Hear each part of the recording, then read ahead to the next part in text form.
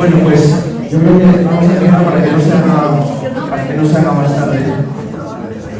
Así que bienvenidos a este nuevo evento de la Fundación Beatriz Moreno Mendoza y espero que sea una tarde y una noche muy interesante. Conocí a Ricardo Urías hace pocas semanas y la verdad es que desde el primer momento pues, me encontré con mucha afinidad con él. Somos ingenieros, nos hemos dedicado una buena parte de nuestra vida pues, a trabajar en cosas más propias de nuestra formación y luego también los dos hemos tenido una evolución hacia temas más culturales y más de humanidades. Lo que pasa es que cuando le pedí a Ricardo que me diera su currículum, pues he sentido pues enorme envidia sana, porque mirad el currículum de Ricardo. Es ingeniero industrial, diplomado especialista universitario en astrofísica y en astronomía, diplomado especialista universitario en neurociencia, graduado en administración de empresas y está finalizando su doctorado en comunicación social. Y el rasgo que mejor le define, sin duda, es la curiosidad y su afán por intentar explicar qué es todo esto que nos rodea. En su vida profesional ha dedicado más de 35 años a la comunicación y al marketing y ha ocupado puestos directivos en grandes corporaciones y además ha participado en el lanzamiento de varias startups. Durante su carrera profesional simultaneó la actividad docente como profesor asociado de la Universidad Carlos III de Madrid, con colaboraciones en diversos programas del Instituto de Empresa y de ESCP. Y desde 2021, Ricardo ha centrado su actividad en el mundo cultural.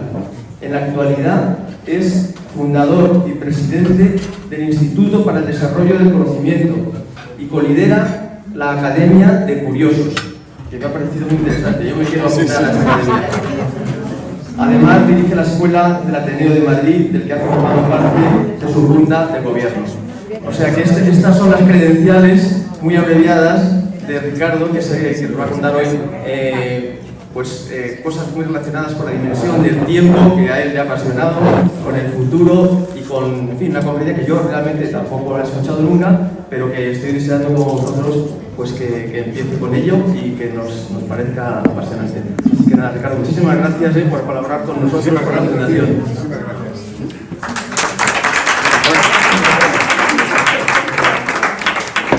Bueno, pues vengo a hablaros del futuro, fundamentalmente porque a los seres humanos nos encanta jugar a predecir el futuro. Imagino que incluso a todos vosotros de alguna manera también os gusta predecir el futuro. Y sin embargo, en muchas ocasiones fallamos. Esto es una cosa que lo llevamos además casi, yo diría que en nuestros genes, y de forma literal, el hecho de que nos guste predecir el futuro. Pero fallamos con mucha frecuencia porque al futuro tiene la mala costumbre de entrar por la puerta de atrás. Y además de manera literal. ¿Y qué significa esto de que el futuro entra por la puerta de atrás? Bueno, pues para ello os voy a pedir que me acompañéis en un viaje. Vamos a coger una máquina del tiempo y nos vamos a ir 100 años atrás. Vamos a retroceder todos al año 1925. Y allí vamos a preguntarle a la gente, imaginad que nos vamos allí al año 1925, vamos a preguntarles cómo será el año 2025. ¿Qué es lo que nos van a responder? Bueno, pues para saber cuál va a ser la respuesta que nos den, os voy a pedir que incluso vayamos un poquito más atrás en el tiempo. Nos vayamos al año 1903. En el año 1903, esta es una fotografía de la Quinta Avenida, en donde, como veis, está llena de coches de caballos, excepto un friki que está por aquí, perdón, un friki que va en un coche de combustión interna. Tan solo 10 años más tarde, la misma fotografía de la Quinta Avenida, como veis, está llena de coches de combustión interna y tan solo hay un friki que va en coches de caballos. Entonces, claro, cuando la gente de 1925 había vivido algo como esto, en 10 años había habido un cambio tan drástico como el que estamos viendo, pues lo más normal es que nos dijeran que en 2025 habría coches voladores. Y sin embargo, no hay coches voladores ni se les espera. Y curiosamente, nadie hubiera hablado de que en 2025 lo verdaderamente revolucionario, lo que iba a cambiar nuestras vidas, iban a ser cosas como la revolución de la información, como Internet, que está en todas partes, como los smartphones, que nos dan superpoderes, nos hacen tener supervista, superoído, supermemoria, nos permiten estar en contacto con cualquier persona a lo largo del mundo, y nadie, por supuesto, hubiese hablado de la inteligencia artificial. Para poder haber hablado de todo esto, para poderlo haber predicho de alguna manera, tenían que haberse fijado no en las tecnologías dominantes, ellos se fijaron en la tecnología dominante, que era la del automóvil. Tenían que haber mirado las puertas de atrás. ¿Y qué es esto de las puertas de atrás? Pues las puertas de atrás son lugares donde se está investigando por amor al arte. Y esto es muy importante. No se está investigando para dar soluciones empresariales. No se está investigando para enriquecerse. No se está investigando para dar soluciones técnicas a problemas que existan. Se está investigando generalmente para dar una explicación mejor a intentar explicar la realidad. Para intentar saber mejor qué es lo que nos rodea, qué es la realidad. Esto suele suceder, por lo menos antes, en las universidades y en algunos otros centros de investigación. Ahora esto se ha difundido un poco más, ¿no? Pero bueno, tendrían que haber mirado sitios como este. Tendrían que haber mirado, probablemente muchos de los que aquí aparecen los conocéis, a Albert Einstein, que era en este caso pues el que descubrió la teoría de la relatividad. Ya había recibido el premio Nobel, y el premio Nobel no había sido por la teoría de la relatividad, sino precisamente por por el efecto fotoeléctrico, que sentó las bases de la mecánica cuántica. Tenía que haberse fijado en Max Planck, que es el que está a su lado, el del bigotito, que efectivamente fue el padre de la mecánica cuántica, aunque luego la desarrolló Heisenberg, Schrödinger, etc. Curiosamente, la revolución de la información, los aparatitos que están detrás de la revolución de la información, ninguno de ellos funcionaría si no hubiésemos descubierto la mecánica cuántica y la teoría de la relatividad. Por lo tanto, no es que sean los padres de la teoría de la información, sino que sin ellos hubiera sido imposible. Tendría que haberse fijado en Alan Turing, el que está al lado, que este sí que es el padre de la teoría de la información de verdad. 2 años antes, en 1923, habría escrito un paper en el que quedaba claro cómo tenía que ser la computación en general, e incluso había sentado las bases de cómo tenía que ser la inteligencia artificial.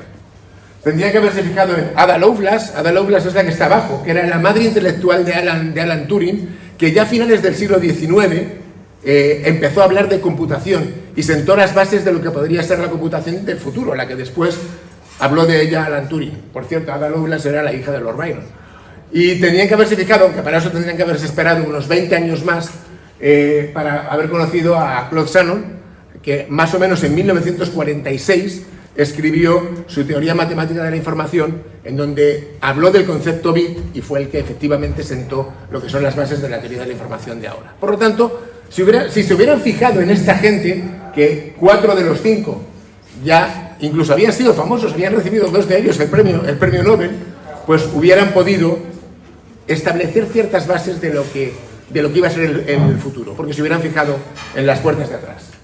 De hecho, si a cualquiera de los que estáis en esta sala os hubiera preguntado en 2021, no ya hace, en 2021, qué iba a ser lo más disruptivo que os ibais a encontrar hoy en día, ninguno de vosotros me hubiese hablado ni de ChatGPT, ni de Claude, ni de Gemini, ni de Llama, de ninguna de estas inteligencias artificiales generativas que hoy por hoy dan tanto que hablar y están cambiando el mundo de una manera bastante definitiva. De hecho, si yo ahora mismo os preguntase ¿cómo será 2045? ¿Qué me responderíais? Pues probablemente lo primero que me responderíais es que os estoy haciendo trampas, porque antes he retrocedido 100 años atrás, he hablado de 1925 y ahora no estoy hablando de 2125, estoy hablando de 2045. Pero es que los cambios que vamos a vivir en los próximos 20 años son similares o incluso superiores a los que hemos vivido en los últimos 100 años. Por lo tanto, no estoy haciendo trampa. El ritmo de cambio que vamos a vivir en los próximos 20 años es similar al que se ha vivido en los últimos 100. Con lo cual, imaginaos todo lo que nos espera. Bueno, pues probablemente me responderíais que dentro de 20 años tendremos la versión enésima de ChatGPT, he puesto 10 como podría haber puesto 40, me da igual, y que tendríamos unos smartphones mucho más psicodélicos y mucho más avanzados. Y probablemente acertaréis, pero aparte de esto, habrá cosas muy disruptivas que no somos capaces de adivinar porque no estamos mirando en las puertas de atrás. ¿Y basta solamente con que miremos puertas de atrás? Pues no, porque el futuro no depende solamente de las tecnologías dominantes, que por supuesto sí que depende de ellas. Aquí, como veis, hay 4 pilares de los que depende el futuro. Uno de ellos es, sin duda, las tecnologías dominantes conocidas, la que era la del automóvil en el año 1925 o la que ahora puede ser Internet, los smartphones y la inteligencia artificial. Pero depende también de las puertas de atrás, que como os decía antes son aquellos lugares, y esto que tendríamos que mirar, donde se está investigando por amor al arte, donde no se está intentando encontrar la respuesta a un problema específico, sino que sencillamente estamos intentando avanzar en el conocimiento propiamente dicho. Pero hay que mirar también, y esto es especialmente importante, y tiene que ver además con el humanismo, del que evidentemente trata la Fundación Beatriz Modero Mendoza, hay que fijarse en las relaciones sociales. Porque no vivimos solos, vivimos en sociedad. Y la sociedad en muchas ocasiones tapona tanto las tecnologías dominantes como las puertas de atrás, y en otras muchas ocasiones las empuja, y las empuja sobremanera. Por lo tanto, tendríamos que mirar también las relaciones sociales. Y por último, tenemos que mirar el medio ambiente, cómo gestionamos el medio ambiente y el acceso a los recursos. Si nos fijamos en estos 4 pilares, probablemente tengamos una idea algo mejor de cómo va a ser el futuro. Yo no vengo aquí a deciros cómo va a ser el futuro en 2045, 2050 o 2100, porque sería muy pretencioso por mi parte y además no estaría aquí contándolo, sino que estaría vendiéndoselo a alguien que me pagaría mucho dinero por ello. Yo no sé cómo va a ser el futuro. Lo que sí creo que podemos aventurarnos es a mirar algunas de estas puertas de atrás, algunas de estas relaciones sociales y algunas de las cuestiones que se apuntan aquí. Para ello vamos a empezar hablando de una cosa que a mí me ha gustado mucho, y es cómo se pueden combinar 2 de estos pilares para ser especialmente importantes. En este caso, cómo se puede combinar una tecnología dominante que tenemos a día de hoy con varias puertas de atrás. Esa tecnología dominante, como quizás hayáis podido intuir, es la inteligencia artificial, y va a actuar como catalizador para un montón de puertas de atrás, como por ejemplo puede ser la biotecnología, la genética, el aumento de la longevidad, de la que hablamos en la última charla que hubo aquí en la Fundación, la neurociencia, la computación cuántica o la nanotecnología. La inteligencia artificial va a actuar en todos esos entornos y en alguno más, y además va a actuar de una manera definitiva. Pues bien, aquí hay un warning. Todo lo que vamos a ver a partir de ahora es lo más torpe, lo más básico, es lo peor con lo que nos vamos a topar en los próximos 10, 15, 20 años. Es, para que os dais una idea, como la fotografía que veíamos de 1903, donde casi todo eran coches de caballos y solamente había un coche de combustión interna. Pues así es como estamos hoy en el desarrollo de la inteligencia artificial y en el desarrollo de la manera en la que la inteligencia artificial va a afectar a muchas puertas de atrás. Pero bueno, vamos a hablar un poco de cómo afectaría, por ejemplo, la inteligencia artificial a la biotecnología. Y para ello nada mejor que poner un ejemplo bastante notable. El último premio Nobel del año pasado de química se dio a Demis Hassabis. Demis Hassabis no es químico. Demis Hassabis es un experto en inteligencia artificial. Fue el fundador de una empresa que se llama DeepMind y que probablemente muchos aquí se deben hablar de ella porque fue la que construyó el programa que derrotó a los seres humanos en el Go.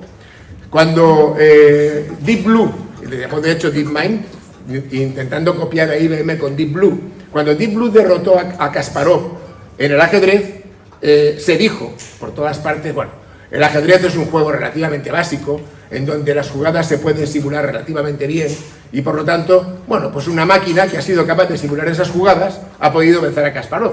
Vale, pero una máquina nunca podrá vencer, por ejemplo, a un ser humano en el Go, porque el Go tú no puedes simular todas las jugadas. El Go tiene más posibles jugadas, como alguien que lo ha calculado, que estrellas hay en el universo. Por lo tanto, es imposible que tú puedas simular todas esas jugadas. Incluso que átomos hay en el universo, llegó a decirse, en cuanto al número de jugadas. Es intuitivo y por tanto nunca va a poder vencer una máquina al ser humano.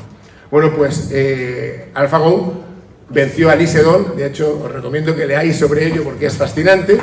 Le dio una buena pana, como se suele decir.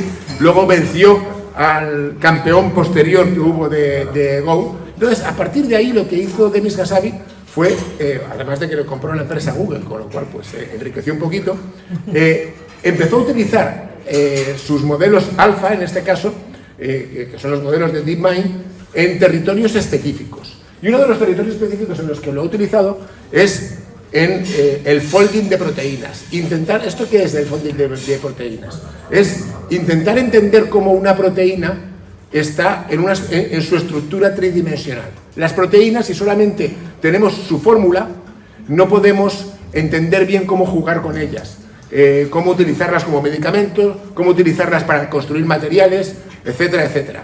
Para esto tenemos que entender su estructura tridimensional y por lo tanto es muy importante entender el folding de las proteínas. Bueno, pues en 40 años todos los científicos del mundo han conseguido descubrir el folding de 100.000 proteínas. Por esto se ha dado un premio Nobel y miles de doctorados. Cada uno de estos folding de proteínas como mínimo lleva un doctorado.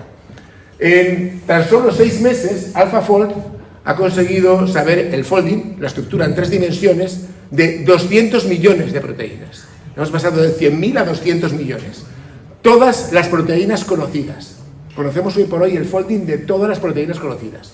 Esto lo que significa es que se abre una posibilidad enorme en el terreno de la medicina, en el terreno de la técnica de materiales, incluso en el terreno, como pongo ahí, de paliar el calentamiento global, como veremos después.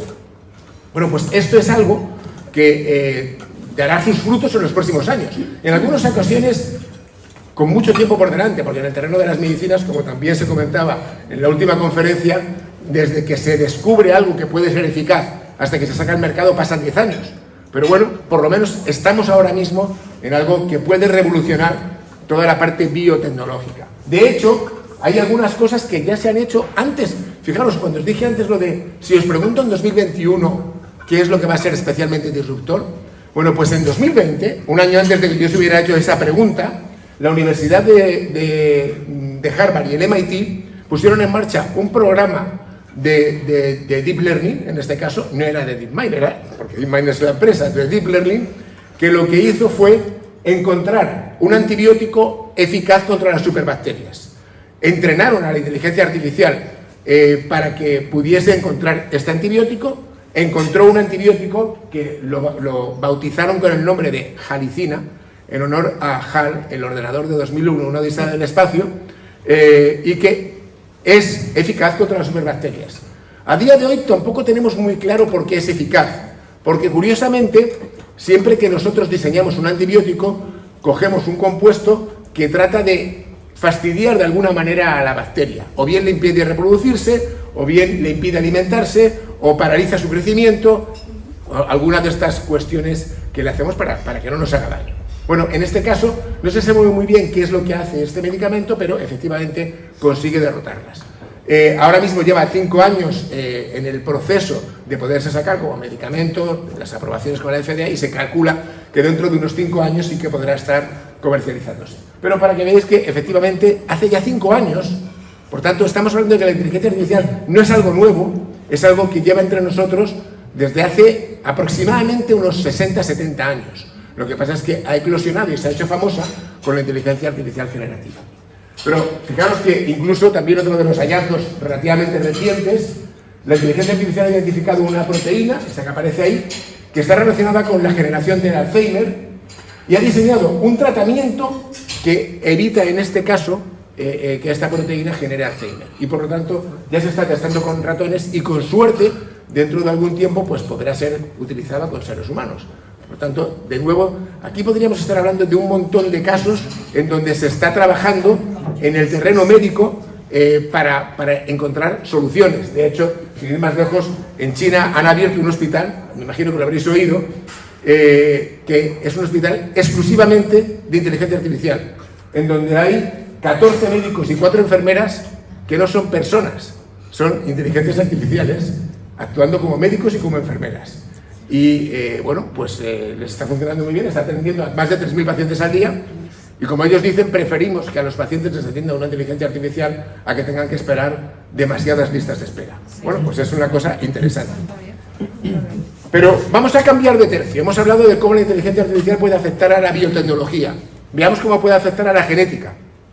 En este caso, también DeepMind ha lanzado AlphaGenome, que lo que trata de hacer es entender mejor el genoma, tanto el genoma humano como el genoma de todas las especies, de tal manera que se pueda hacer una mejor ingeniería genética, se pueda vencer determinadas enfermedades, ya sea actuando sobre el genoma humano o actuando sobre el genoma de, pues, fundamentalmente de bacterias, etcétera, etcétera, e incluso se pueden hacer, esto es un tema que luego hablaremos un poco más de él, porque entra en el terreno de la ética y es bastante complejo, incluso se pueden hacer seres humanos mejorados.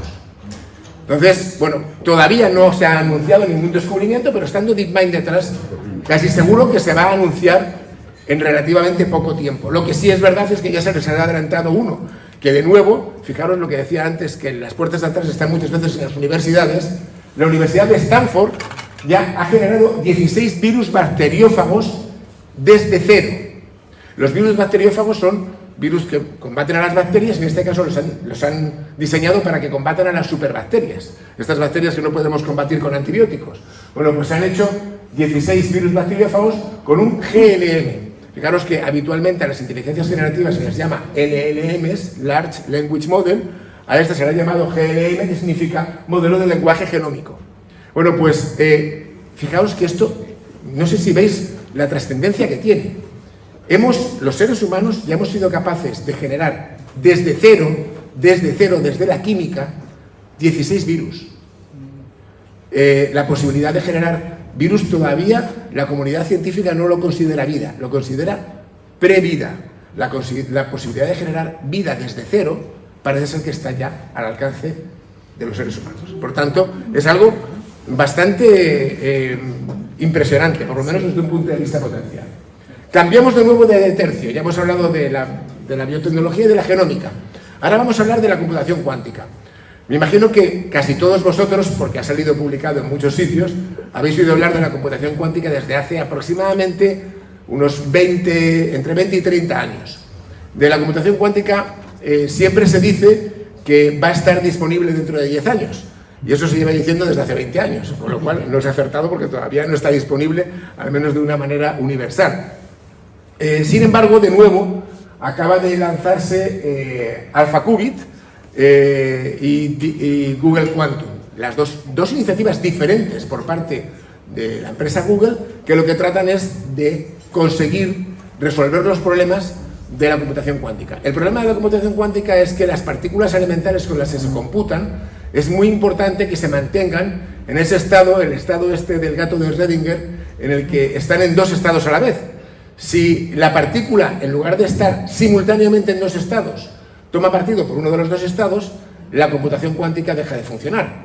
Entonces, puedes permitir que solamente 10 elevado a menos 10, perdón, es decir, poquísimas partículas sean las que pierdan ese estado mágico de estar en dos estados a la vez.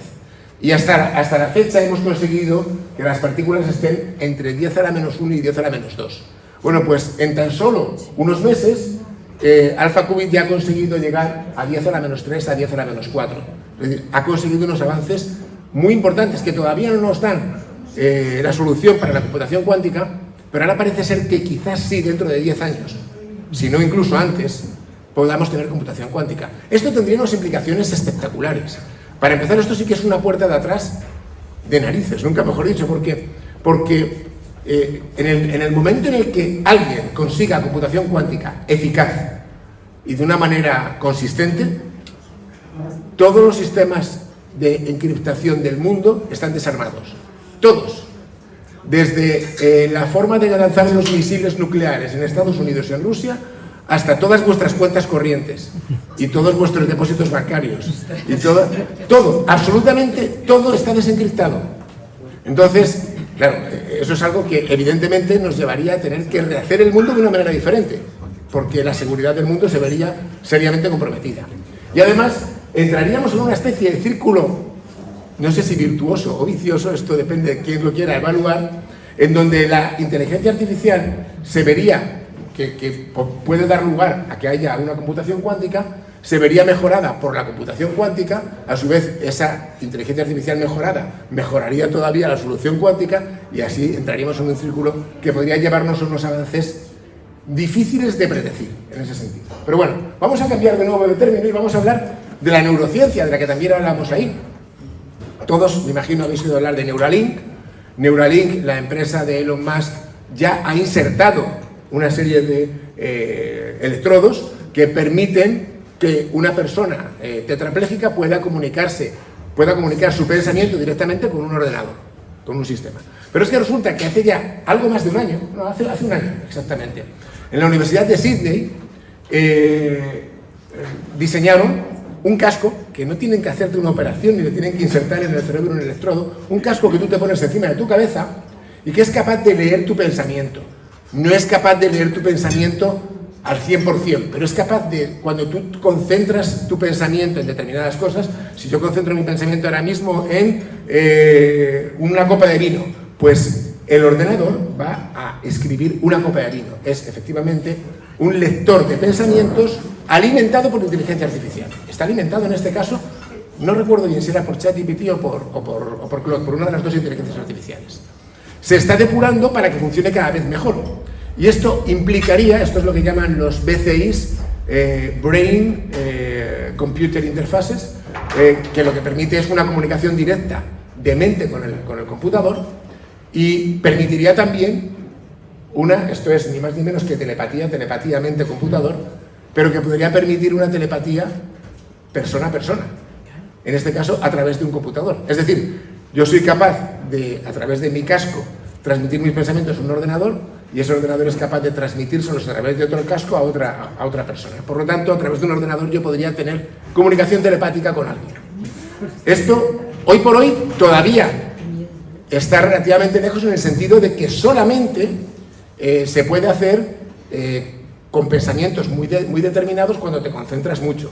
Un poco como los electrodos de Elon Musk y de Neuralink. Pero imaginaos, en el momento en que esto se vaya depurando, a dónde nos puede llevar. De hecho, en experimentos que se han hecho en el Caltech, lo que sí se ha descubierto es que con ratas, exclusivamente con ratas, se les ha conseguido activar determinadas zonas con determinadas emociones.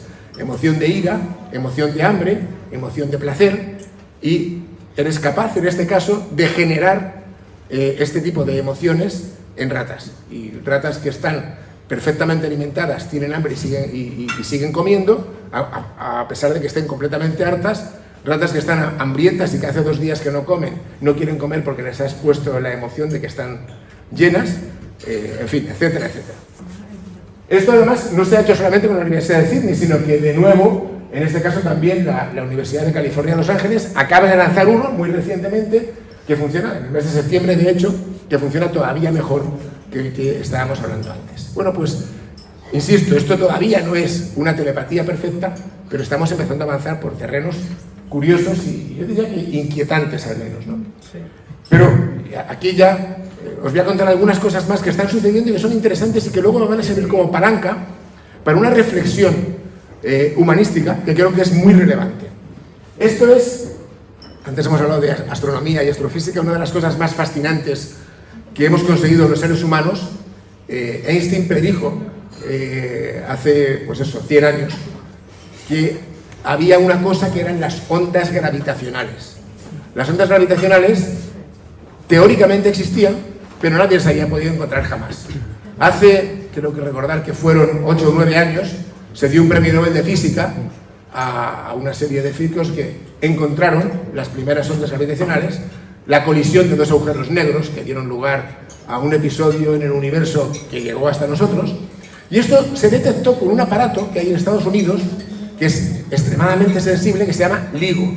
LIGO es como láser interferómetro para ondas gravitacionales, en inglés. Entonces, LIGO lo que hace es, por una serie de espejos y con unos láser que tienen unas longitudes de varios kilómetros, son capaces de detectar cuando una onda gravitacional desvía ese láser y, por lo tanto, entre un espejo y otro se desvía. El problema del LIGO es que cada 2x3 se nos desajusta, tienen que ajustarlo, entonces hay unas grandes inversiones para poder ajustarlo. A alguien se le ocurrió, oye, ¿y si entrenamos una inteligencia artificial, no una generativa, una inteligencia artificial de Deep Learning, si la entrenamos para que nos rediseñe el LIGO y lo haga mejor, ¿qué es lo que puede pasar? Bueno, pues se le preparó a la inteligencia artificial y lo que salió de la inteligencia artificial fue algo que todos los gestores de Digo, incluido el director, decían: esto se ha puesto a alucinar, esto es un disparate, esto ni un chico de instituto lo haría peor, no tiene ningún sentido, esto no puede funcionar. Básicamente fue ese el assessment que se hizo de la respuesta que había dado la inteligencia artificial. Pues funcionó, y no solamente funcionó, que funcionó mejor de todo lo que se había hecho nunca con Ligo. ¿Por qué funcionó cuando parecía que era imposible que funcionaba? No lo saben. Pero el caso es que funciona, y funciona mejor que lo que habíamos sido capaces de hacer, con cosas que supuestamente no deberían poder funcionar, y sin embargo funcionan. Entonces, esto de nuevo es muy inquietante, porque son cosas que suceden y que no sabemos por qué suceden, pero sin embargo han sido capaces de encontrar respuestas que nosotros no hemos sido capaces de encontrarlas. De la misma manera, Google, bueno, sabéis que una de las cosas más complicadas es precisamente las empresas que tienen muchos ordenadores, como Google, el refrigerarlos, porque se calientan con mucha frecuencia. Bueno, pues se había hecho un estudio, los ingenieros de Google, de cómo se pueden refrigerar de la manera más eficiente los ordenadores de Google, y se le pidió a DeepMind si podía mejorar ese proyecto, y ha dado un proyecto que consigue unos ahorros de un 40% con respecto al proyecto que han hecho los mejores ingenieros. Pero es que además, lo habréis oído hablar, la inteligencia artificial generativa, en este caso la generativa, es especialmente buena escribiendo código para ordenadores, escribiendo lo que es el código de programación que tienen los ordenadores. Bueno, pues el CEO de Google nos ha dicho ya que el 25% del código que hacen en Google lo hace inteligencia artificial, en este caso Gemini. Pero Darío Moray, que es el CEO de Anthropic, la empresa de Claude es la inteligencia artificial que mejor hace código, dice que dentro de 5 años, y yo creo que tiene razón, ningún ser humano va a escribir código en el planeta Tierra, lo van a escribir todas las inteligencias artificiales. Por lo tanto, si todo el código de las computadoras lo van a escribir las inteligencias artificiales, pues es algo para, por lo menos, pensar qué está pasando, ¿no? Y hay cosas que son cuanto menos llamativas. Esto es Waymo, me imagino que os he oído hablar de Waymo, es la empresa de Alphabet, del grupo Alphabet, que tiene conducción autónoma. En este caso son los robotaxis de conducción autónoma. Bueno, este es un vídeo que un amigo mío, Santi, uno con los que tuvo una de las startups, de hecho, estuve en San Francisco este verano, se montó todas las veces que pudo en los Waymo, y mandaba el vídeo y hizo la voz para que se vea, pero aquí veis el taxi conduciendo solo. Este taxi es un modelo Jaguar, y veis cómo el taxi está conduciendo solo por la calle, y se mueve solamente el volante. Él va sentado al lado, y se mueve solamente el volante. Entonces, bueno, pues esto es un futuro que ya está sucediendo. Pero está sucediendo hasta el punto de que Waymo, que ya tiene, en el mes de julio tenía 52 millones de kilómetros. Ahora tiene ya más de 100 millones de kilómetros recorridos. 100 millones de kilómetros, no está mal, ¿eh? En Los Ángeles, Phoenix y San Francisco.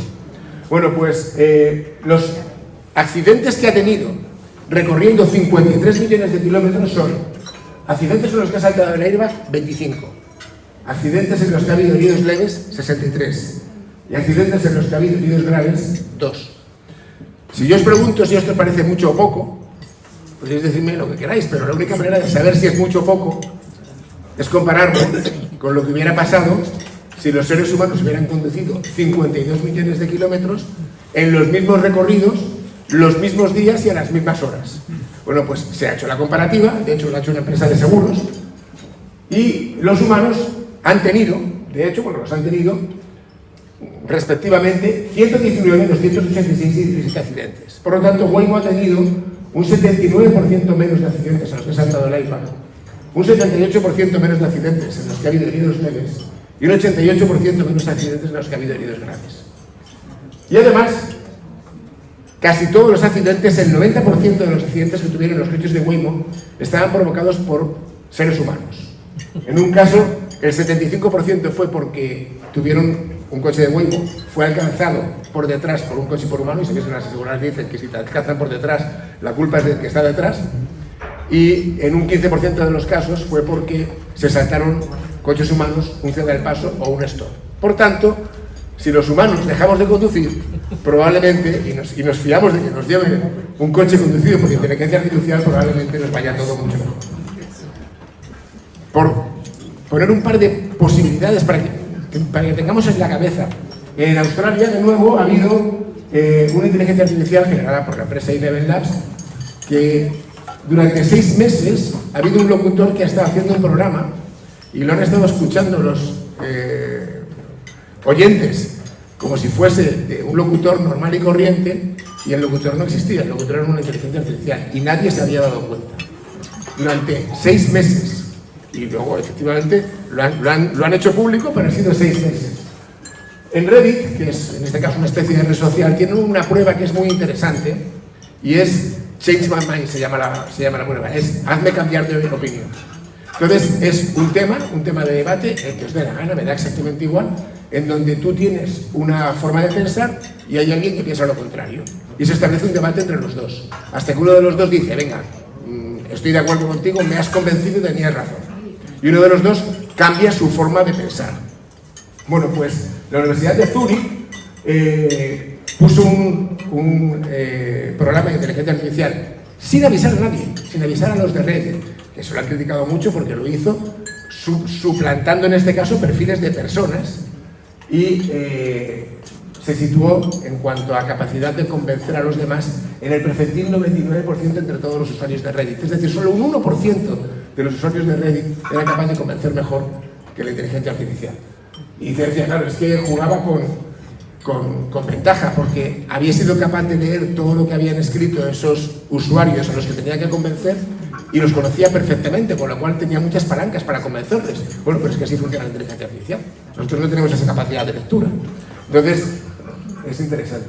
Simplemente para contaros, ChatGPT O3, no el 5 que tenemos ahora, el O3, que era el razonador anterior, consiguió un 136 de cociente intelectual en el test de Mensa, lo cual significa que oficialmente ChatGPT O3 es superdotado. Podría formar parte de Mensa. Para formar parte de Mensa hay que obtener más de un 130 de cociente intelectual, por tanto podría formar parte de Mensa. Y ya por terminar de ejemplos de esto, y pasar a otras cosas que son muy interesantes también de las que hablar, ChatGPT 4.5 ganó el test de Turing. Antes hablábamos de Alan Turing. Sabéis que el test de Turing es el que trata de saber hasta qué punto eres capaz de distinguir entre si estás hablando con un ser humano o con un computador, con una máquina. El test de Turing real no es que tú hables con alguien y digas es un ser humano o es una máquina. El test de Turing real es que tú tienes 2 conversaciones, en este caso a través de WhatsApp, que fue como se hizo. Tú tienes una conversación con el interlocutor A y una conversación con el interlocutor B. Y tienes que decidir cuál de los dos es la máquina y cuál de los dos es el humano. Tú sabes que uno de los dos es una máquina y el otro es humano. Tienes que decidir quién es humano y quién es máquina. Bueno, pues en el 73% de los casos, en una muestra representativa, se eligió a ChatGPT como el humano. Y en un 27% de los casos se dijo que era máquina. Lo cual significa que hay un 73% de casos donde los humanos son más máquina que ChatGPT. Bueno, y ya entramos en algo que tiene mucho que ver con el segundo pilar, con el pilar del que hablábamos de las reacciones sociales. Esta es una noticia que salió hace 2-3 semanas, donde se decía que Amazon planea eliminar 600.000 puestos de trabajo con robots que tienen aplicada inteligencia artificial. Esto es el 50% de los puestos que tienen en Estados Unidos. Y esto sucedería hasta 2033, es decir, en un plazo de tan solo 8 años. En 2027 ya habría sustituido 160.000 personas, con ahorros de 12.000 millones al año. Y se ha hablado también hace una semana, tan solo una semana, que van a sustituir a 60.000 personas de lo que se llama white collar, es decir, de directivos y personas de gestión. Por lo tanto, evidentemente, a la pregunta y aquí entramos ya en las partes de reacciones sociales, si la inteligencia artificial va a destruir empleos, pues obviamente la respuesta es que sí, y sobre todo va a destruir empleos de lo que hasta ahora no se había venido destruyendo. Decía, no sé si era Tim Bezos el que lo decía recientemente, o ahora mismo no me acuerdo quién era, pero ha dicho recientemente que los millonarios del futuro van a ser los electricistas, los carpinteros y los fontaneros. Y efectivamente, yo creo que tiene razón, porque va a ser, o sea, como yo digo, va a ser muy fácil a cualquiera que maneje información sustituirlo. Pero sustituir a un camarero tirando una caña va a ser mucho más difícil de sustituir, porque probablemente en el futuro se pueda hacer, pero no va a ser, no lo va a justificar desde un punto de vista de costes a corto plazo. Por lo tanto, es algo como para tener en cuenta. Lo que sí que está claro es que a los primeros que va a sustituir son a los que se nieguen a aprender y a entender qué es esto de la inteligencia artificial. Por eso cosas como esta, el hecho de que los Emiratos Árabes Unidos haya ofrecido ChatGPT Plus gratis a todos sus ciudadanos y residentes, es algo interesante, porque significa que Emiratos Árabes Unidos ya tiene una ventaja competitiva con respecto al resto de los países del mundo. O que Estonia esté dando ChatGPT también Edu, que en este caso es la versión premium, a todos los profesores y a todos los estudiantes, significa que ha entendido que hay que meter la inteligencia artificial dentro del proceso educativo. Pero la pregunta entonces es, ¿cómo va a cambiar la inteligencia artificial en la educación? Y la respuesta que yo doy a esto es que no va a cambiar la educación. La pregunta adecuada, y aquí entra mi faceta más reciente de neurociencia, es cómo va a cambiar el cerebro. Aquí os invito a leer un libro, efectivamente es cómo va a cambiar el cerebro, que se llama Las personas más raras del mundo, y es de un neurocientífico, sociólogo, filósofo que se llama Joseph Henrich, de la Universidad de Harvard, y tiene este libro que, claro, cuando lo traduces en español pierde, porque la palabra raro en inglés es wild, que es la que aparece aquí, pero él ha utilizado esta palabra como un acrónimo. Entonces, la W significa western, occidental, la E significa educado, educated, la I industrializado, la R rico y la D democrático. Entonces, las personas occidentales, educadas, industrializadas, ricas y democráticas, somos las más raras del mundo. ¿Y por qué dice que somos los más raros del mundo? Entonces, aquí viene el giro que es muy interesante, porque de repente él, que evidentemente ejerce algunas cuestiones de neurociencia, cuando vio todos los estudios que se han hecho de neurociencia desde el principio de la neurociencia hasta ahora, estudios en algunas ocasiones muy sofisticados, con resonancia por imagen, etcétera, etcétera, resonancia funcional, dice, pero ¿entre quién se han hecho estos ejercicios? Curiosamente se han hecho entre las personas que saben leer y escribir, las personas occidentales, educadas, industrializadas, ricas y democráticas. Pero claro, él dice, ¿y el cerebro de estas personas, que es entre las que se han hecho los estudios, es el cerebro que ha tenido el Homo sapiens sapiens desde el principio de los tiempos? Porque claro, el Homo sapiens sapiens, desde que surge, hace alrededor de 300.000 años hasta la fecha, se han hecho muchas estimaciones y las más aceptadas dicen que ha habido unos 100.000 millones de individuos de nuestra especie, desde que surge nuestra especie hasta ahora. 100.000 millones. Eso significa que ahora viven el 8,5% de los especímenes de nuestra especie desde que nuestra especie surgió. Pero claro, la pregunta es, las personas que leen y escriben intensivamente, ¿qué porcentaje representan de esta población de 100.000 millones de personas? Pues entre un 5 y un 10%. Entonces, él dice, ¿y si investigamos los cerebros de las que no saben leer ni escribir? Y fue lo que hizo. Se fue a coger indígenas y estudiaron su cerebro. Y curiosamente, el cerebro de las personas que no saben leer y escribir es diferente al nuestro. Es bastante diferente. Y cuando haces los estudios, en este caso por resonancia magnética funcional, resonancia magnética de imagen, etc., te das cuenta de que nuestro cerebro ha reciclado zonas del cerebro que tienen el 90% de los Homo sapiens sapiens para entender mejor la palabra. Y hemos perdido, en este caso, determinadas zonas del cerebro que leían muy bien, por ejemplo, las expresiones faciales de sus congéneres y las hemos cambiado para leer mejor las palabras. Por lo tanto, hemos perdido capacidad para leer lo que piensan los demás, las reacciones de los demás, etcétera, etcétera, por entender mejor la lectura. hemos perdido en este caso, bueno, hemos perdido las señales sociales no verbales, como decía, hemos perdido una visión holística del entorno para ganar una visión analítica. Somos mucho mejores analizando, pero somos mucho peores en la visión holística del entorno. Somos mucho más abstractos y mucho más lógicos, pero somos mucho menos intuitivos y somos mucho menos funcionales desde un punto de vista rápido. Incluso surge el pensamiento moral impersonal, que es exclusivo nuestro. De hecho, por eso muchas personas que no saben leer y escribir no entienden muy bien qué es esto de que la ley lo dice, la norma lo dice, la ética lo dice. Para ellos es una manera de pensar completamente diferente. Por tanto, fijaos una cosa, y aquí viene el razonamiento. Si la lectura y la escritura ha cambiado radicalmente nuestro cerebro, y nuestros hijos quizás no, nuestros nietos no van a leer y a escribir, porque teniendo ChatGPT vamos a dejar, los seres humanos vamos a dejar de leer y de escribir, os lo aseguro. ¿Cómo va a cambiar el cerebro humano cuando haga otra cosa diferente que no es leer y escribir? Esto es alucinante. Nuestros nietos van a tener un cerebro diferente al nuestro. Probablemente lo primero que penséis es, ¿y eso será mejor o peor? Porque evidentemente, como a mí me gusta decir, nos deberíamos llamar Homo enjuicio todo en lugar de Homo sapiens sapiens, porque siempre tratamos de enjuiciarlo todo. Bueno, pues no sé si será peor o mejor, pero va a ser distinto.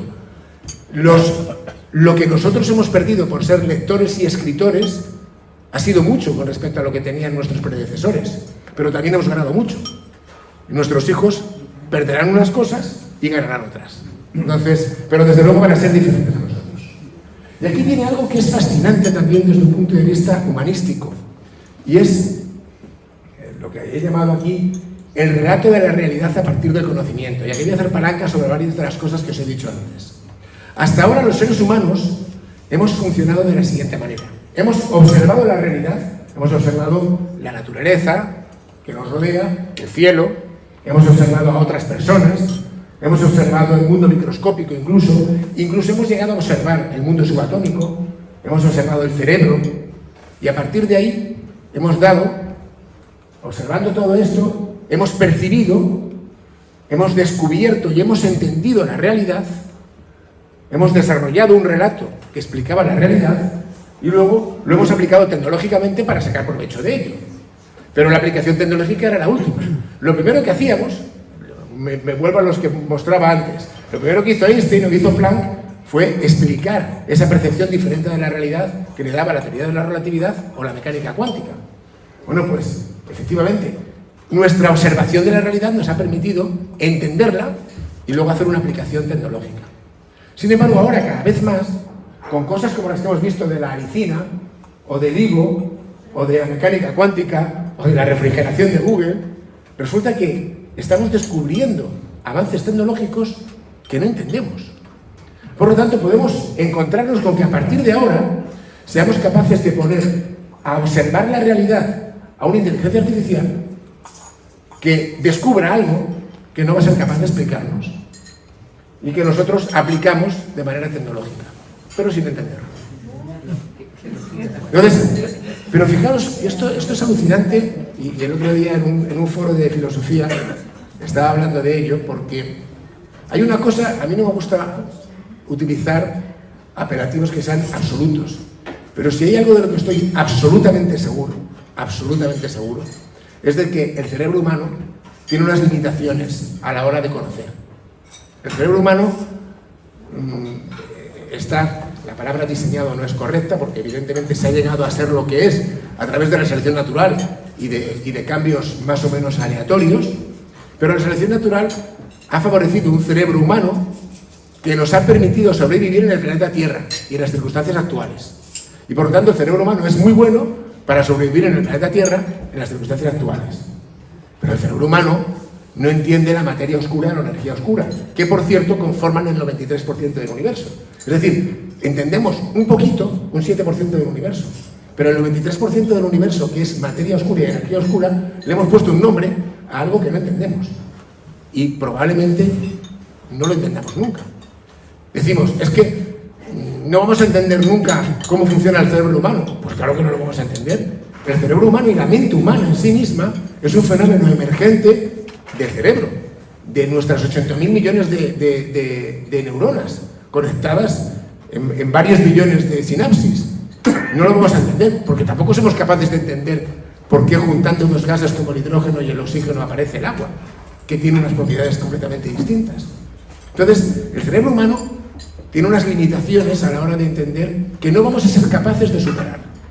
Pero fijaros, y esto es alucinante, el cerebro humano ha sido capaz de dar con una inteligencia artificial que está empezando a entender cosas que no entiende el cerebro humano y que es capaz de aplicarlas, pero no de explicárnoslas. Porque de la misma manera que nosotros no podemos explicarle a un chimpancé la teoría de la relatividad, podemos intentar explicarle, y de hecho se ha hecho, varias palabras. De hecho hubo uno, Guasou, me parece que se llamaba, hubo una primatóloga que le explicó más de 100 palabras y luego encima el chimpancé fue capaz de enseñárselas a otros chimpancés. Pero no intentes explicarle la teoría de la relatividad, no lo va a entender. Sin embargo, cualquiera de nosotros podría entenderla. Bueno, pues la inteligencia artificial llegará a conocer cosas de la realidad que están vetadas para nosotros y no nos las podrá explicar. Pero es fascinante porque a la hora de la verdad, la inteligencia artificial es la más humana de las inteligencias. Pero bueno, esto como reflexión simplemente. Vamos a hablar un poco, fijaos que cuando hablamos de las relaciones sociales, aquí hay temas, y aquí en algunas ocasiones vamos a tener contacto con la inteligencia artificial y en otras no, pero ¿qué va a pasar con la geopolítica, con la demografía, con la democracia? Bueno, pues aquí hay cosas interesantes, por lo menos sobre las que reflexionar. ¿Cuál va a ser el nuevo eje geopolítico mundial? Y aquí sí vuelvo a hablar de inteligencia artificial. Lo que está claro es que la inteligencia artificial va a ser la herramienta que va a permitir definir cuál va a ser ese nuevo eje geopolítico. Si entendemos que hay tres grandes bloques, quizás sean los tres mayores que hay hoy en día, Europa, Estados Unidos y China, uno de estos tres, que es Europa, está completamente fuera de juego. A verlas venir. Ni estamos ni se nos espera la inteligencia artificial. ¿Pero por qué razón? Porque para Europa lo más importante es el individuo. Y por lo tanto, como lo más importante es el individuo, tenemos que proteger, o sea, todos los avances que hagamos en inteligencia artificial tienen que poner al individuo y el interés del individuo por delante. Y por lo tanto somos especialmente exigentes con cualquier cosa que sucede con la inteligencia artificial. Sin embargo, para Estados Unidos, lo más importante es la empresa. Y por lo tanto, como el individuo no es lo más importante, sino que es la empresa, aquí tenemos mucha más flexibilidad acerca de lo que puede hacer la inteligencia artificial. Y como para China lo más importante es China, ni siquiera las empresas chinas, y ni muchísimo menos los chinos, pues entonces todavía son mucho más laxos a la hora de ponerle trabas a la inteligencia artificial. Por eso, si nos ponemos a pensar a futuro, yo apostaría a que el eje geopolítico mundial va a estar en China. Desde luego no va a estar en Europa.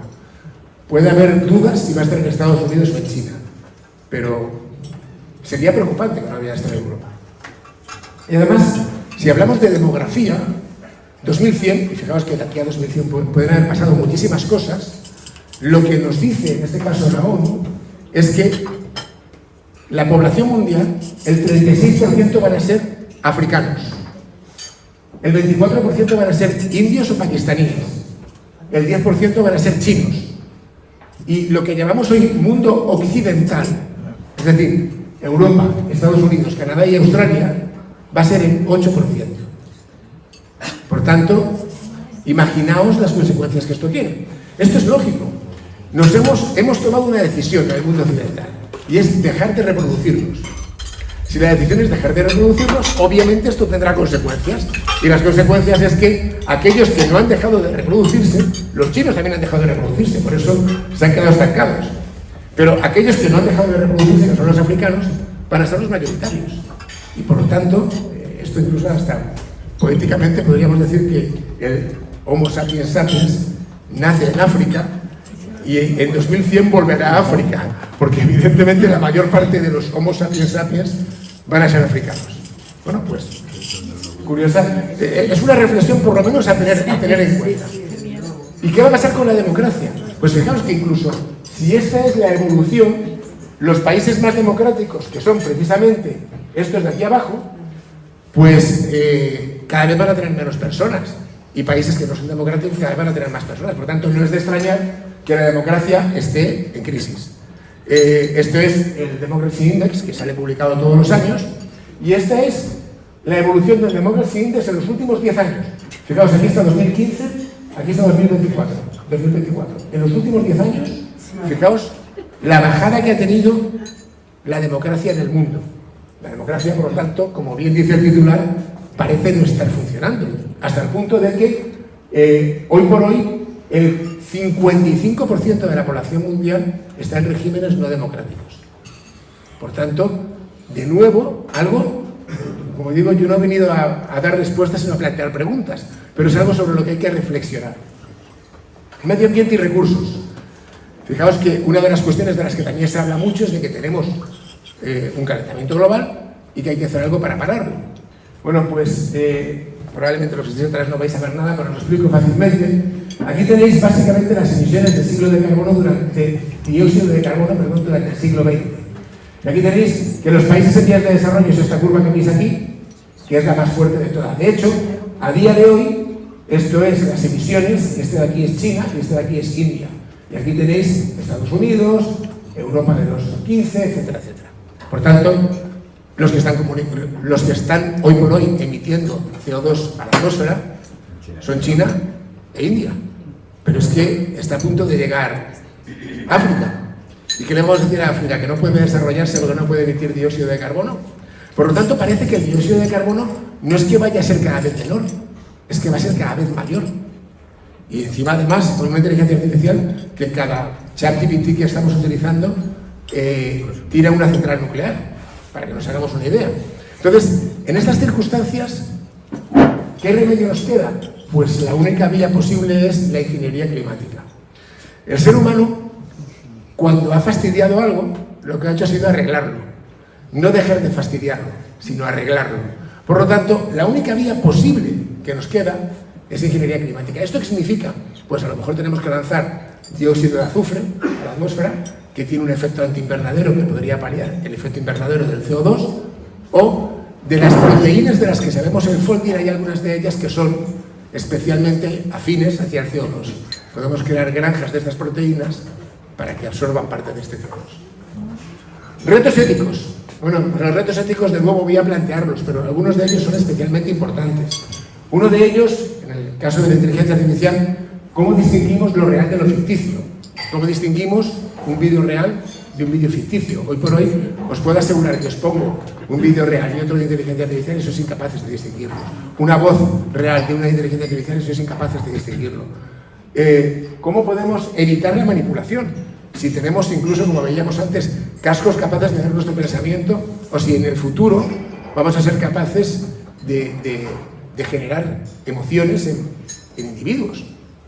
Y sin ir más lejos, ¿cómo podemos evitar la manipulación cuando el código fuente de los seres humanos es el lenguaje y la inteligencia artificial maneja especialmente bien el lenguaje? Pero fijaros que es que incluso ha salido publicado esta semana que Claude, los de Anthropic, han desvelado, esto es del Wall Street Journal del viernes pasado, han desvelado que en el mes de septiembre hubo el primer ciberataque con inteligencia artificial por parte de unos hackers chinos. Utilizaron Claude y pudieron entrar en un montón de empresas, instituciones públicas, instituciones privadas, bancos, se hicieron con un montón de perfiles y el ataque fue masivo y además rapidísimo, porque lo que habitualmente a las personas nos cuesta mucho tiempo, a la inteligencia artificial pues no le cuesta nada. Por tanto, tenemos amenazas interesantes por delante. Amenazas como el uso pernicioso de las nuevas tecnologías en biotecnología, por ejemplo. Hemos hablado de que se conoce el folding de 200 millones de proteínas. Eso, evidentemente, o que se han podido crear 16 bacteriófagos, virus bacteriófagos. Eso es muy bueno para combatir enfermedades, pero también se pueden generar virus que sean una amenaza contra los humanos como arma bacteriológica. Y si de repente un grupo terrorista, de la afiliación que sea, tiene acceso a una inteligencia artificial que le permite hacer un arma biológica, pues es algo verdaderamente alarmante, ¿no? ¿Hasta dónde llegan las mejoras genéticas o de longevidad esto todavía es algo que evidentemente es ciencia ficción. Es ciencia ficción porque yo estoy completamente de acuerdo con lo que se dijo en la última conferencia, que yo no creo que la longevidad vaya a alargarse demasiado a corto plazo, mal que me pese porque ya me gustaría, pero creo que no se va a alargar demasiado a corto plazo, pero eso es en los países como Europa o como Estados Unidos, en donde somos muy proteccionistas con el individuo. Pero ¿quién nos asegura? De hecho, en China, y salió ya publicado, se ha utilizado ingeniería genética para conseguir unas gemelas que fueron las primeras personas que no podían infectarse del virus del SIDA. Fue desvelado y metieron en la cárcel al que lo desveló. Yo creo más por desvelarlo que por otra cosa. Pero es que también a estas gemelas se les dotó de un mayor cociente intelectual en determinadas labores. Bueno, pues es algo que... ¿Dónde paramos esas mejoras genéticas? Aquí se abre un debate ético importantísimo. Y no solamente eso, sino ¿cuál va a ser la velocidad de todos estos cambios que va a haber en la biotecnología, en la medicina y en la genética? Va a haber una, dos o tres velocidades. Quiero decir con esto, ¿van a estar al alcance de todo el mundo? ¿Van a ser solo para quien se los pueda permitir? ¿Van a estar solo en algunos países sí y en otros no? Hay cosas verdaderamente inquietantes, por no decir cómo tenemos que manejar en este caso nuestra estructura social. Si cada vez la inteligencia artificial va a hacer más trabajos, tendremos que cambiar las jornadas de trabajo, la manera en la que ponemos impuestos a la inteligencia artificial. No lo sé, pero desde luego hay algo muy importante que resolver y no sé si hay alguien pensando en cómo se puede resolver. El sistema socioeconómico del que estaba hablando. Lo que está claro es que el futuro dependerá de las tecnologías dominantes, de las puertas de atrás, de las relaciones sociales y de la gestión de medio ambiente y recursos. El futuro entrará por la puerta de atrás y no podemos cerrarla, pero por lo menos deberíamos estar preparados o intentar prepararnos. Y esto es todo. Muchísimas gracias.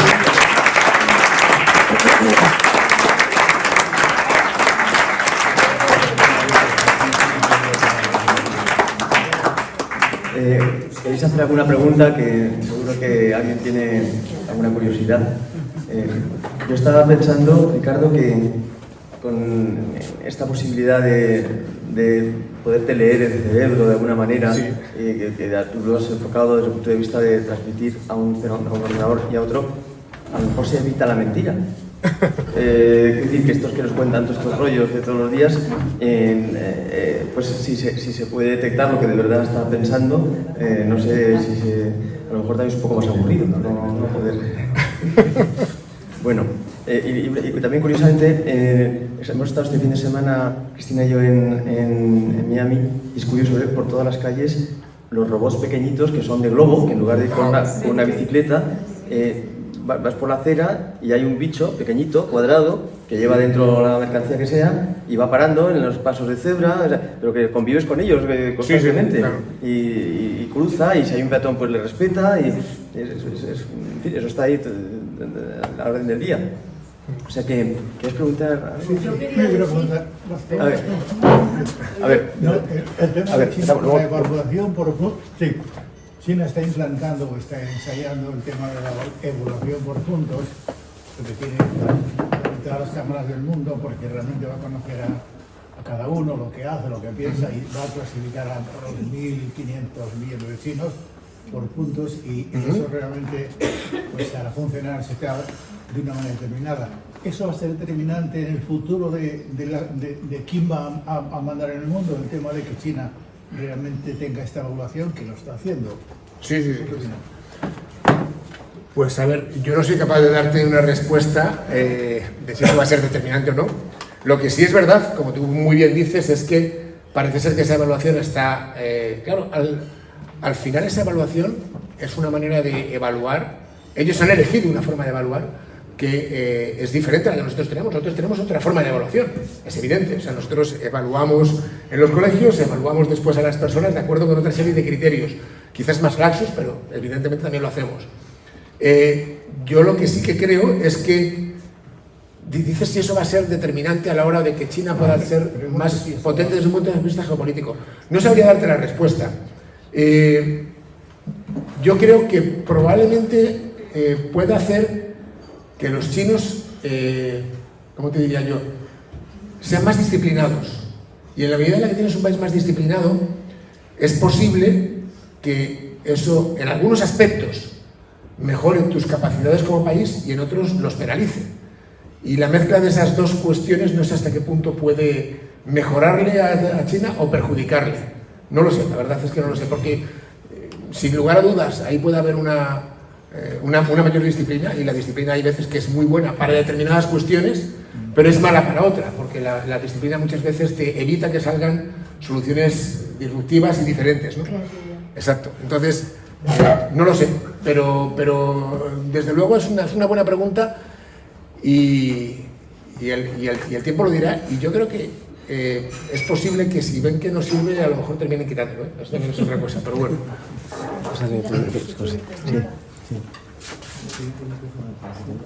Yo quería preguntar, decirte que eso que has dicho de mirar hacia atrás en la historia de la humanidad es muy importante, porque han habido momentos en la humanidad y ha habido, pues igual cae una bomba atómica, ahora Putin suelta a empezar y nos morimos la mitad de la humanidad.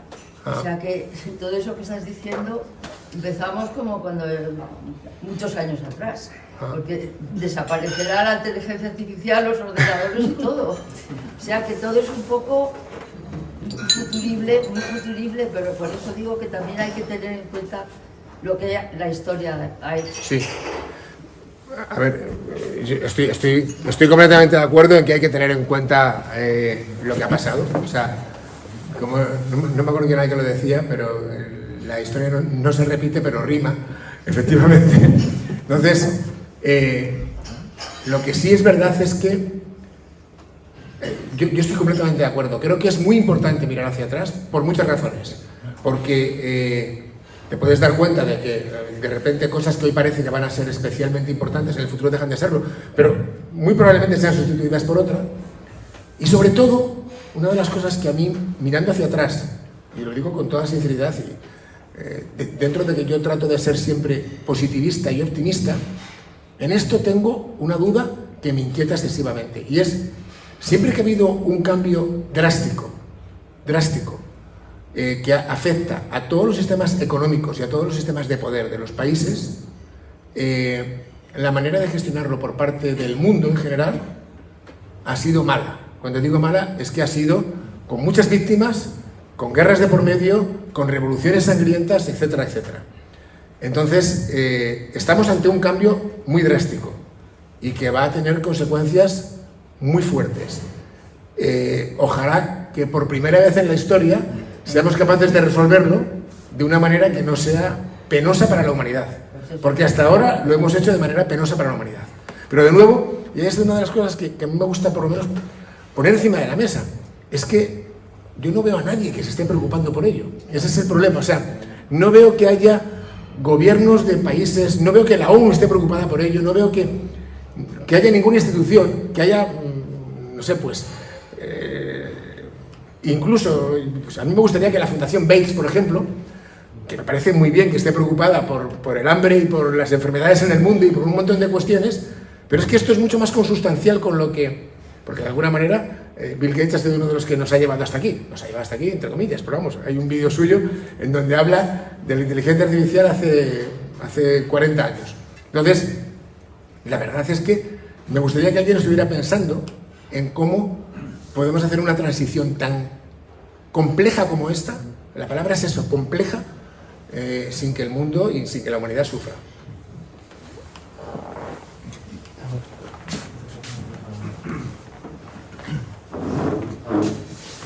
Soy un ignorante. Dos aspectos. La primera es volver a lo que aprendimos en el colegio después de haberte oído. Yo sé que no sé nada. La segunda, ¿qué incidencia tiene esta visión del futuro ligada a esta con la evolución de las creencias religiosas? Pues a ver, yo el solo sé que no sé nada lo suscribo exactamente igual que tú, con lo cual, partiendo de eso, yo puedo darte mi opinión simplemente, pero creo que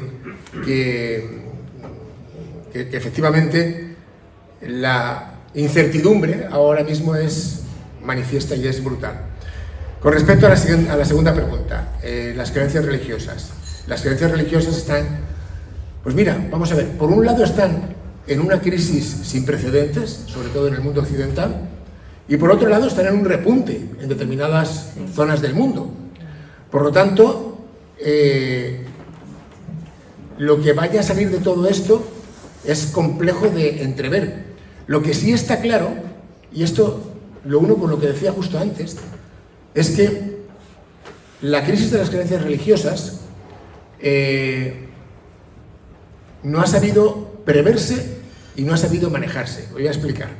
Hay un libro que recomiendo mucho, que se llama Los peligros de la moral, de Pablo Malo, que su argumento es que hasta el momento actual, prácticamente, hasta el año 2000, nosotros vivíamos en un mundo en el que la moral estaba muy establecida, por lo menos dentro del mundo occidental, lo que llaman ahí las personas más raras del mundo. Estaba muy establecida por la religión y por el Estado. A veces incluso iban de la mano. La religión y el Estado iban juntos, a veces no iban de la mano, pero bueno, eran dos referentes en donde se establecía cuál tenía que ser la ética y la moral. Y eso nos ha venido a los seres humanos razonablemente bien durante 2000 años. El problema es que ahora los dos están en crisis. A los estados no se los cree nadie y a la religión, en el mundo occidental, se la cree muy poco. Por lo tanto, nos hemos quedado sin algo sólido que nos ponga los principios morales.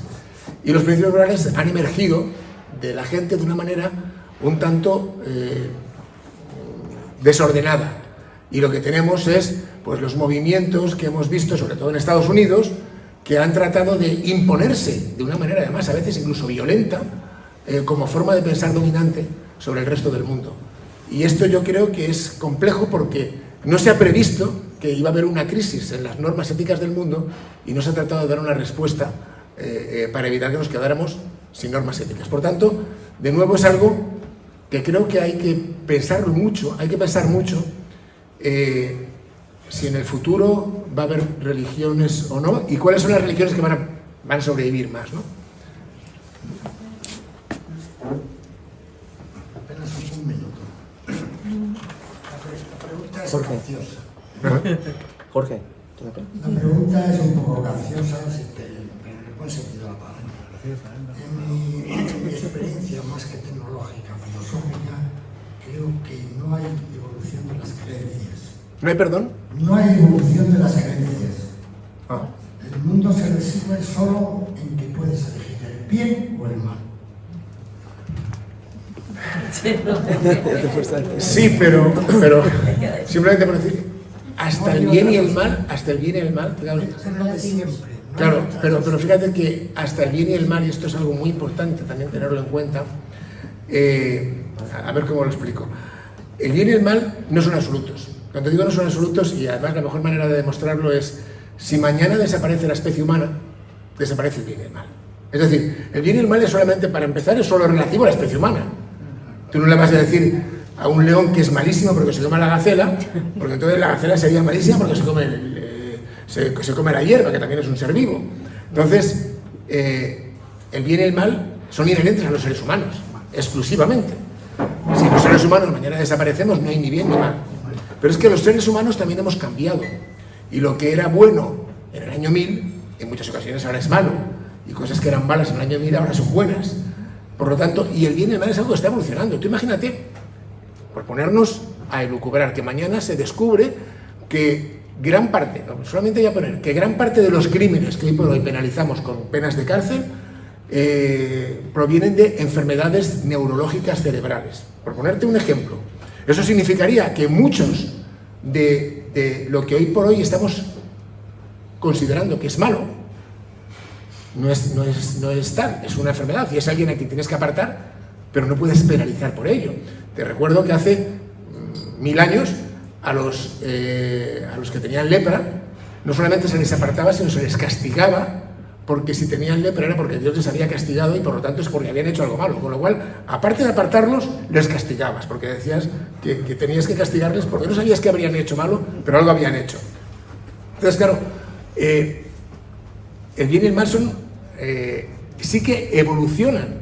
Entonces, y estamos en un momento en el que podemos encontrarnos con que muchos conceptos del bien y mal evolucionen. Y no estoy hablando de mucho opinionismo, como el que ha habido, insisto, sobre todo en Estados Unidos, relativamente reciente, y que desde mi punto de vista es oportunista y totalmente, desde mi punto de vista, desautorizado.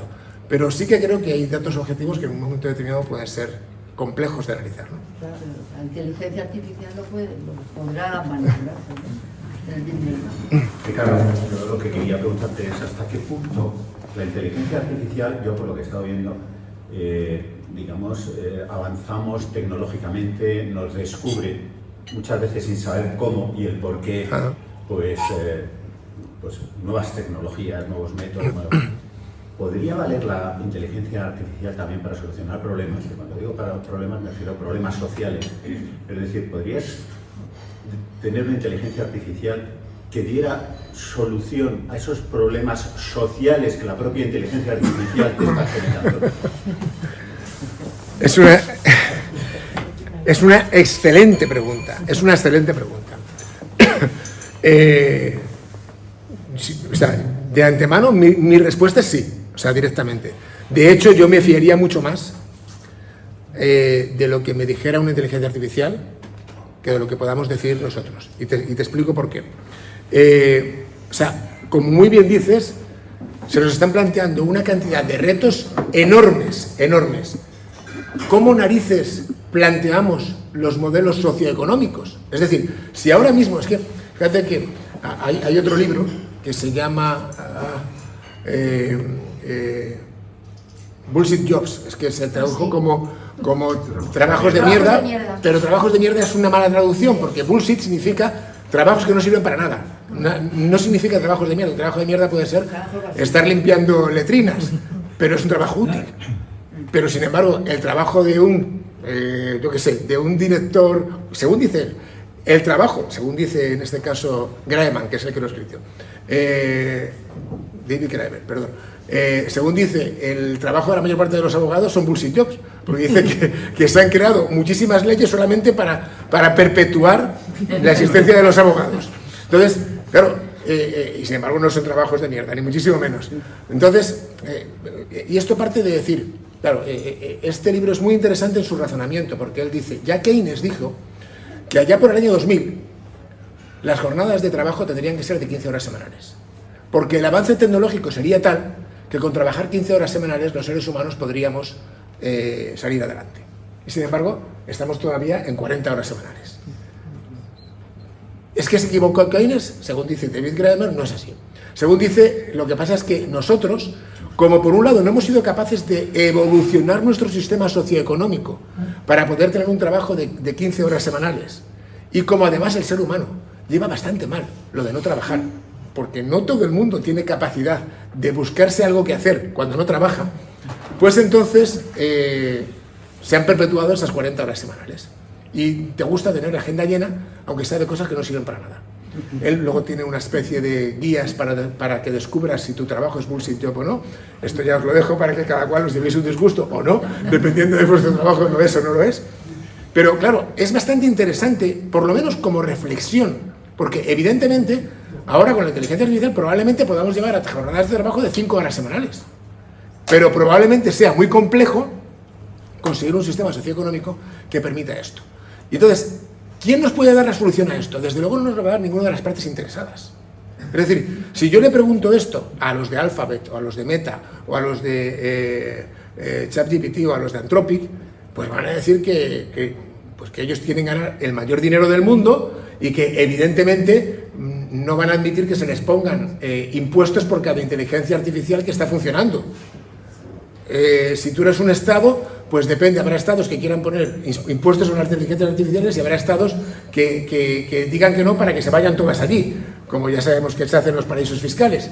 Por lo tanto, es muy complejo y probablemente la única solución real nos la podría dar una inteligencia artificial que no tiene por qué ser generativa, una inteligencia artificial entrenada, tipo pues como la del folding de las proteínas, ¿no? Pero que en este caso la entrenen para esto.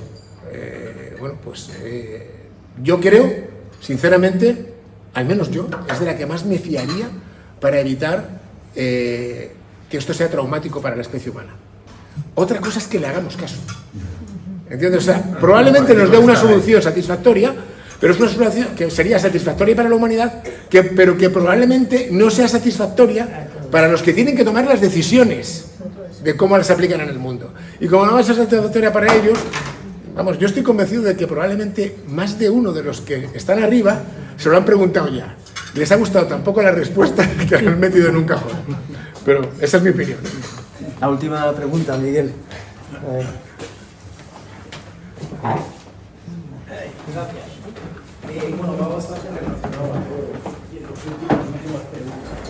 Se ve una voluntad en el mundo de la inteligencia artificial de poner ciertos límites de carácter ético en el desarrollo de los sistemas. Y dependerá, supongo, de la china, de la europea, de la americana, esos valores éticos serán muy distintos, además, con lo cual será muy difícil. Totalmente.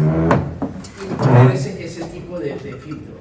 Pero aún teóricamente, si se consigue poner tales filtros, podemos fiarnos de que luego la propia inteligencia artificial nos haga caso y diera: yo soy mucho más listo que todos estos que han querido poner esos filtros, con lo cual yo al final haré lo que me da la gana, porque es que no se han enterado.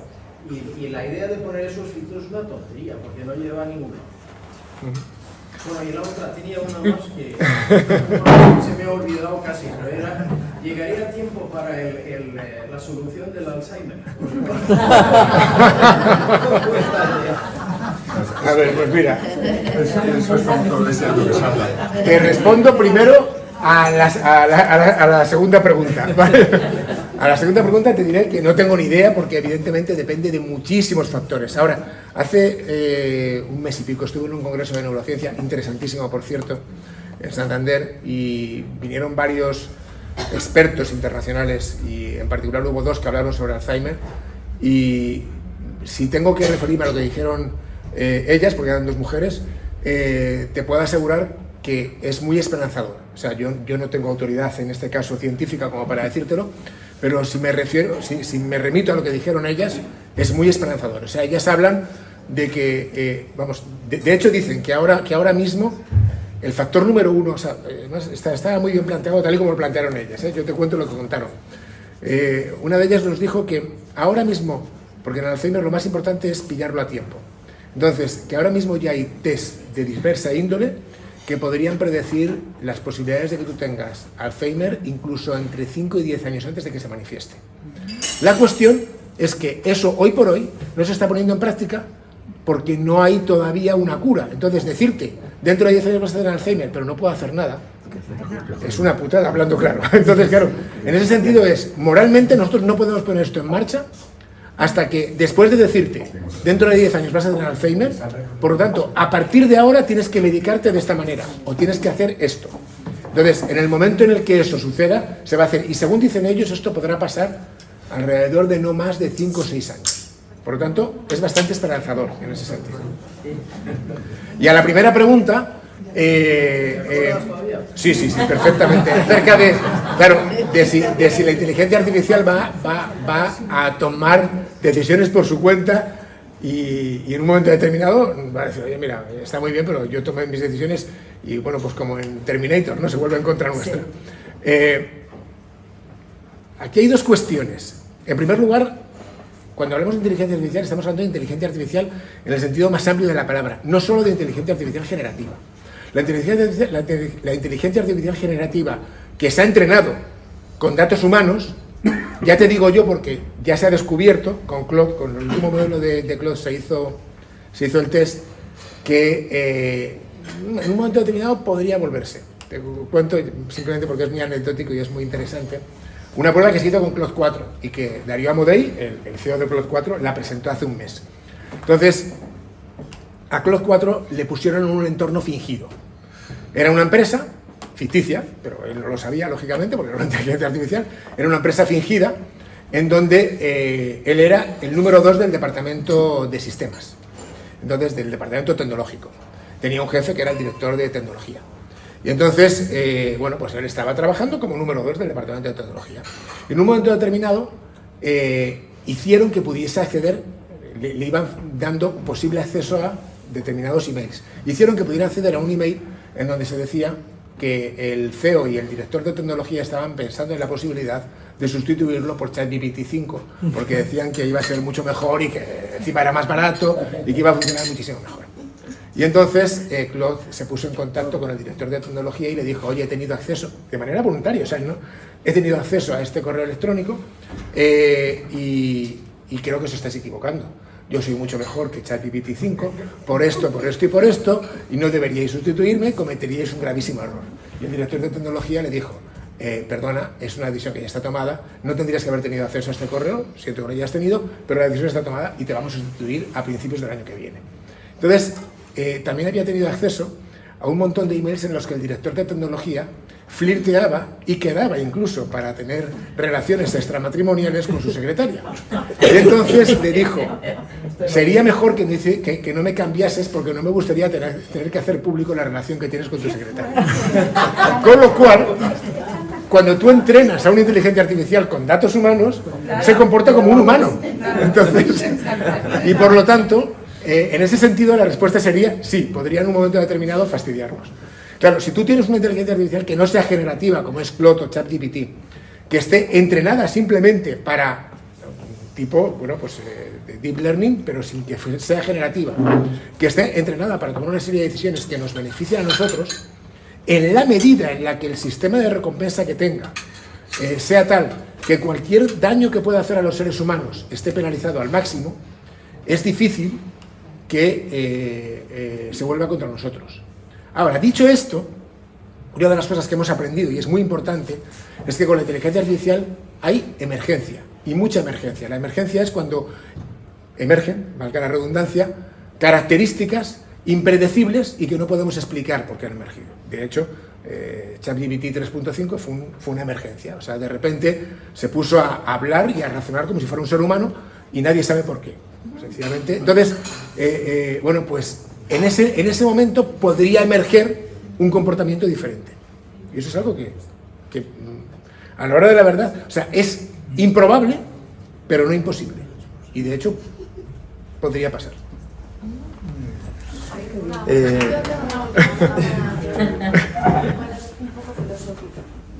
Bueno, última. Bueno, son las mejores, las filosóficas, exacto. Porque no es nada, hombre, un poco de compasión.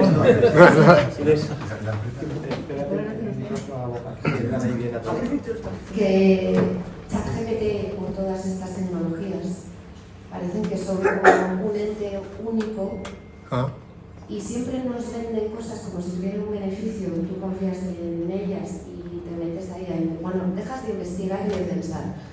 Pero en el análisis de datos, que tengo un hijo que es ingeniero de sistemas, cualquier inteligencia artificial está apoyada en un montón de aplicaciones y sistemas. O sea, que eso no se construye solo y es un ente. O sea, se apoya en lo mismo has dicho que la entrenas. Cuando entrenas a una inteligencia, la estás dando unas coordenadas. Para mí todos estos sistemas son la mayor fuerza de control del pensamiento ajeno. O sea, pueden hacer con nosotros lo que les dé la gana. De hecho, si investigas en ChatGPT, cualquier cosa, la primera empresa que buscas de lo que sea, Amazon. O sea, al final siempre hay un objetivo comercial. Y me parece fenomenal que se utilicen en el análisis de datos, investigación y todo eso, pero yo creo que es la mayor fuerza de control humano en todos los sentidos, porque todo el mundo empieza a preguntar a ChatGPT sobre todo y al final acabas sin pensar. O sea, nos van a controlar a bestia. Lo que dices... No, a ver. Ya nos ha dicho que no. En lo que estás diciendo tienes muchísima razón. O sea, en primer lugar, efectivamente, o sea, la inteligencia artificial no es algo que surja de forma espontánea, no, como tú muy bien dices, tiene 3 fases, una fase de entrenamiento en donde le tienes que meter, te estoy hablando de la generativa, las deep learning también, pero difiere un poco la manera en la que las entrenas. En una tú la entrenas con un mogollón de datos, pero muchísimos, cuantos más datos y cuanto de mejor calidad sean los datos, mejor. Luego permites que de ahí emerja el pensamiento, porque es pensamiento y es pensamiento real. Ese pensamiento tú lo corriges primero de forma objetiva. Cuando digo de forma objetiva es en el momento en el que te está diciendo algo que es objetivamente incierto. Si te dice que 2 más 2 son 5, pues 2 más 2 son 4, entonces tienes que corregirle, y eso es relativamente fácil. Esa es una parte que se llama o bien fine tuning o bien reinforcement learning, que es el que está más de moda ahora y es el más eficaz. Pero luego viene una parte que es el fine no recuerdo, perdón. Ajuste fino. No, ese es el fine tuning, es el último, que es el... Bueno, luego lo diré. Que es en el que tú educas a la inteligencia artificial. Entonces, cuando tú estás educando a la inteligencia artificial, le estás diciendo si puede decir tacos o no, si te puede insultar o no. Por la inteligencia artificial, si no le hicieras esta última fase, te insultaría. Que te haces una tontería, te diría, oye, tú estás tonto, o sea, estás diciéndome una cosa. Si tú le dices a una inteligencia artificial, pero ¿estás seguro de que 2 más 2 no son 5? Y dices, hombre, deberías hacértelo mirar. Deberías responder algo así, ¿no? Pero no te lo responderá nunca. Te diría, interesante manera de aproximarlo. Es muy creativa, pero no lo digas por ahí porque te van a decir que no. Más o menos te diría algo de eso, pero efectivamente, entonces en esa parte de educación es donde, de alguna manera, se está intentando imponer una forma de pensamiento. Eso es así de cierto. Y es una forma de pensamiento que se puso de manifiesto cuando Gemini de Google le pedías que te sacara la fotografía de un papa y te sacaba un papa negro y un papa mujer, cuando nunca ha habido un papa negro y nunca ha habido una papisa mujer, evidentemente, pero te lo ponía porque tenía en esa fase la obligación de mostrar, antes que ninguna otra cosa, a alguien de las razas más perjudicadas, raza negra o raza asiática, y a mujeres. Entonces te la sacaba por defecto. Entonces, pero tal y como tú bien dices, es inquietante porque los seres humanos nos manejamos por historias. Una buena historia hace que votes al partido que te convenza más sus historias. Hace que tengas las creencias de las que te convenzan más sus historias. Hacen que apoyes al que te cuente la mejor historia. Y resulta que cada vez las inteligencias artificiales cuentan mejores historias. Y por lo tanto, tienen una gran capacidad de manejar el ser humano. ¿Y por qué no lo utilizan a nivel gobierno? Si es tan efectivo a nivel ciencia, o sea, ¿por qué justo en donde tiene que haber más control de presupuestos, gastos, no sé qué, no lo llevan ahí y suprimen a los políticos? Eso es muy curioso, porque quieren suprimir puestos directivos. Bueno, sabes que en Albania, en Albania han nombrado un ministro que es una inteligencia artificial, que es el ministro de Fomento en este caso, porque había tal corrupción que se firmaban tal cantidad de contratos de manera fraudulenta que han puesto como inteligencia artificial al ministro de Fomento. Bueno, pues es una buena forma. No tiene conciencia. Oye, es que no, es apasionante escuchar, Ricardo, y estaríamos aquí muchísimas horas seguramente preguntándote cosas, ¿no? Pero tampoco queremos terminar muy tarde. Yo simplemente la palabra inquietante que ha salido muchas veces esta noche, que yo la comparto y sobre todo después de escucharte. Y yo pensaba en el COVID cuando estábamos confinados y con esa crisis que tuvimos social de tal calibre, yo es que pensaba que eso sería un juego de niños al lado de que nos dejaran desconectados. Es decir, que si de repente hay estos ataques cibernéticos, que si no pudiéramos estar en contacto unos con otros y hacer todo lo que hacemos a través de Internet y todo eso, sería un drama muchísimo mayor, que por supuesto afectaría a la salud, pero a muchísimas cosas más, ¿no? Y bueno, pues efectivamente el mundo que viene pues es como es y ya veremos, ¿no? Bueno, pues oye, pues es un lujo escucharte. Muchas gracias por escucharme. No, a ti por darnos esta conferencia desinteresada. La verdad es que yo cuando arranqué esta fundación no me podía imaginar que íbamos a tener sesiones tan interesantes como las que estamos teniendo y como las que nos estáis haciendo disfrutar muchos de vosotros, ¿no? Y gracias a que habéis venido y que tenéis interés, pues todos los que estáis aquí.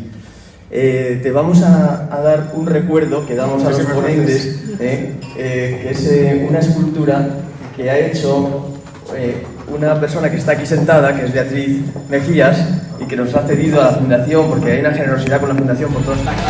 Ahora.